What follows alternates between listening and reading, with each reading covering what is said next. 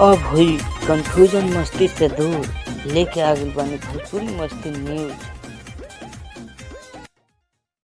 खेसारी लाल यादव का एक सॉन्ग आया है कल ही, जो कि 1 बजे रिलीज हुआ था खेसारी म्यूजिक वर्ल्ड पे, जो कि खेसारी लाल और राधा रावत सिंगिंग की हैं और लिखे हैं चंदन यदुवंशी और म्यूजिक दिए हैं छोटू रावत, जो कि बहुत अच्छा सॉन्ग है, जो कि 24 घंटा में 500 के व्यू हो गया है और 24 नंबर ट्रेंडिंग पर चल रहा है म्यूजिक सेक्शन में, जो कि बहुत अच्छा रिस्पॉन्स कहा जा सकता है इस वीडियो को।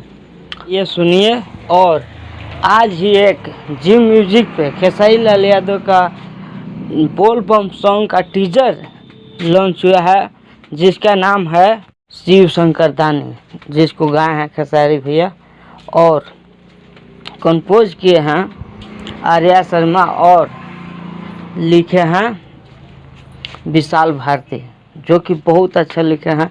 टीजर अभी जी म्यूजिक पे आ गया है, जाके सुन सकते हैं, जो कि रिलीज होगा कल, शायद 11 बजे रिलीज होगा या तो 6 बजे।